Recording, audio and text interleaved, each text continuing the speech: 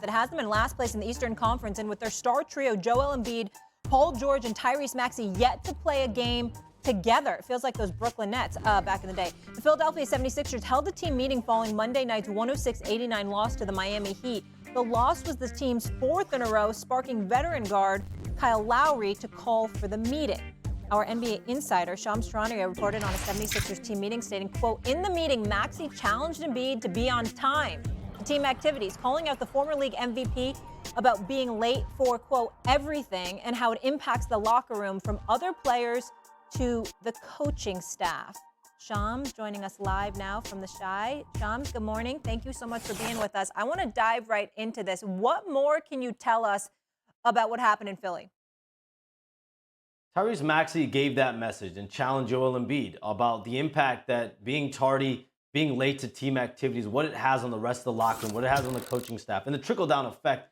You guys have all been a part of locker rooms, seen locker rooms, and seen what takes place. If you're a leader, you're face of the franchise, showing up late in this instance, how that impacts the other players looking at it saying, is it okay for me to be late? Like, how does this impact the rest of the team? And so that was really the message that was given to Joel Embiid as the face of the franchise. And Tyrese Maxey, he's their young leader, 24 years old. The leadership, I think a lot of teammates, coaches, they saw out of him. This was really born out of the fact that both of these guys do have a great relationship. That is important context to add here. Joel Embiid is someone that's taken Tyrese Maxey under his wing. Just a few years ago, it was Joel Embiid telling Tyrese Maxey, we need you to be more aggressive. We need you to score more. Now, all these years later, it's Tyrese Maxey challenging Joel Embiid, going into that equity that they've built in as teammates over the last few years to put this message, because he knows this can't be the case for this team. They can't have Joel Embiid this way for the remainder of the year. This team will not come close to getting that championship aspiration that they've had when they put together Paul George, Maxey, and Joel Embiid. 2-11 start to the season. They need Joel Embiid to be engaged, for him to play at a high level. And I think that's a lot of what went on in this players' team meeting that occurred on Monday night. Shams, great reporting by you. Stephen A., I want to ask you this. How does this make Embiid look? It makes him look very bad. And I'll tell you this much. First of all, great job, Shams. I will say this to you. It makes him look very, very bad. And here's why. If you're Joel Embiid, I want you to listen to me and listen to me good. Tyrese Maxey calling you out is a big, big deal. He is not known for doing something like that. That's number one. Number two, he has the credentials because he's a bona fide star in the NBA, okay? And number three, he's the young face of the franchise who is a star in this league, who is looking at you and not only calling you out in front of your teammates, but he's validating the reports that came out in the Philadelphia Inquirer, courtesy of Marcus Hayes, weeks ago, where Joel Embiid ultimately put his hands on his shoulders and his neck because he had a problem with what the guy was reporting. Now, Marcus Hayes, to reiterate, was not right.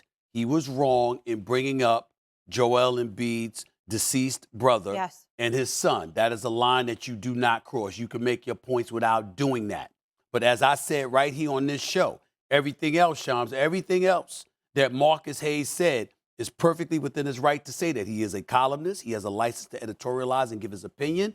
That's what he did. And now that we see what Tyrese Maxey, courtesy of Shams, has said in that team meeting, it adds validity to the kind of stuff that Marcus Hayes was alluding to when he alluded to, why aren't you in shape? Why aren't you ready to go? Now, I brought up the perpetual injuries. But what Marcus Hayes was talking about was tardiness, a lack of commitment, et cetera, et cetera. Well, in a roundabout way, what does Tyrese Maxey brought up? He brought up tardiness. He brought up a lack of commitment. He brought up how it's compromising the team. And so you know, Shams, you know, Dougie, that because of what you reported, that we now know that that's exactly what people are going to lean on when they're thinking about Embiid now over these issues, because it all correlates with one another. And that is what has Joel Embiid looking very, very bad this morning. 100%, Steve. I tell you, I'm speaking for all 70, well, not all, but I bet you I'm speaking for a lot of 76er fans that feel the same way. I've had it with Embiid. All right, here's a guy who's never played in a conference final, who never plays. Again, fresh as a daisy in the Olympics. He played. He was up and down the court. He was fresh as a daisy. and then he's unable to go in game one. I'm not going to play back-to-back. The team's 2-11. This is a man who's never played in the conference final, for crying out loud. And we got people out there who want to put him in the Kareem Abdul-Jabbar level or Jokic. He is not a patch on Jokic's fanny. There's no debating. Jokic is so much better, and that alone should say, you know what? I'm not standing for that. Everybody thinks he's that much better. I'm going to play. I'm going to play my 70 games. I'm going to do what I have to do a team leader, and I'm going to take this team as far as I can take this team. I do not see that attitude out of him, and this has been going on way, way too long. Yeah. He never plays in the game, hold on. Steven. Shams, what do you want to add to all of that? Because, I mean, you're on the ground and you're talking to these guys. What do you want to add to that? Joel Embiid is clearly dealing with something, right, with his body. When you think about it, he's got that chronic left knee issue that we've been dealing with over the last year. He had that surgery on his meniscus in February. So it's clear that he's dealing with something. The thing that I keep hearing when I talk to people around the locker room, the organization, is playing in games to get in shape. And I know we talked about that last time when we were on this show last week about the 76ers and Joel Embiid, and that the only way to get into basketball shape, the shape that he needs to get into, is about playing in games. And so he's played in 3 games so far. They're 0-3. He's missed 10 games this season. So he needs to get a rhythm. He needs to get acclimated. I've said it. He's heard the noise. He's heard the noise about what's going on with this team, that him, Paul George, Tyrese Maxey need to get on the court. There needs to be a level of urgency here for this season. 2-11, the stats, the numbers, they speak for themselves. What happens to teams that start 2-11? It's not good. And this team had championship aspirations. That is not the outcome that usually happens when you start 2-11. But he's clearly someone that is dealing with something. You have to give him credit. He's played through pain in the past. So I want to give him credit for that. The other thing that's very important, as you all know, that I worked for the Philadelphia Inquirer for 17 years. I was a NBA columnist and ultimately a general sports columnist there before I came here full time. Remember, knowing Philadelphia the way that I do, I'm talking to folks in Philadelphia all the time. I love Joel Embiid. You know that. You know how I feel about him as a talent. And as Shams just pointed out, he's perpetually injured. He came into the league missing his first 2 years, the whole first 2 years, because of injuries. I mean, everything on a human anatomy, this guy has hurt. I mean, for crying out loud, even his face. All right, that's how bad it's been for him. But now you have people in Philadelphia telling me this. He's changed since he's got his bag. He basically, one person wrote to me, they said he's basically giving Sixers fans his ass to kiss. That's a quote from somebody connected to the organization.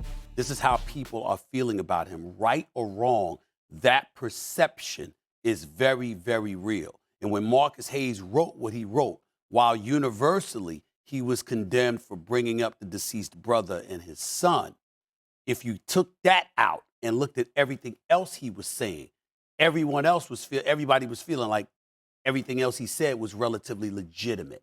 And then to piggyback off of that and have Tyrese Maxey. Tyrese Maxey is beloved in Philadelphia. This is a young dude who is a flat-out star in the National Basketball Association, got his bag, deserves it, and even with his youth, okay, he is sitting there. This is the same guy that when they lost a couple of years ago, when James Harden didn't show up in that Game 7, all right? This is the same guy that walked into Doc Rivers' home crying.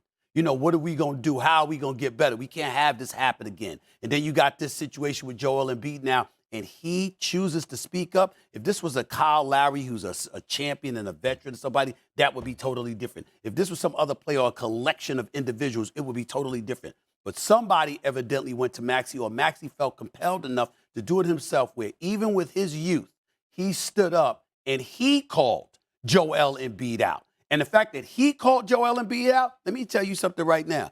I don't give a damn how respected and loved Joel Embiid is. The city of Philadelphia loves themselves some Tyrese Maxey. And if that man called Joel Embiid out, and you at a point where you got to side with somebody, the city of Philadelphia is going to side with Tyrese Maxey. They're going to believe his words because of what Shams reported. And they're going to look at Joel Embiid with a keen eye saying, yo, what's up? Because this ain't some reporter or somebody talking about you. This is Tyrese Maxey. We got to leave it there. This is quite the departure because we've often applauded, obviously, Joel Embiid's heart. So I don't know if it's the frustration from all the injury, but this is a change of what we're used to hearing.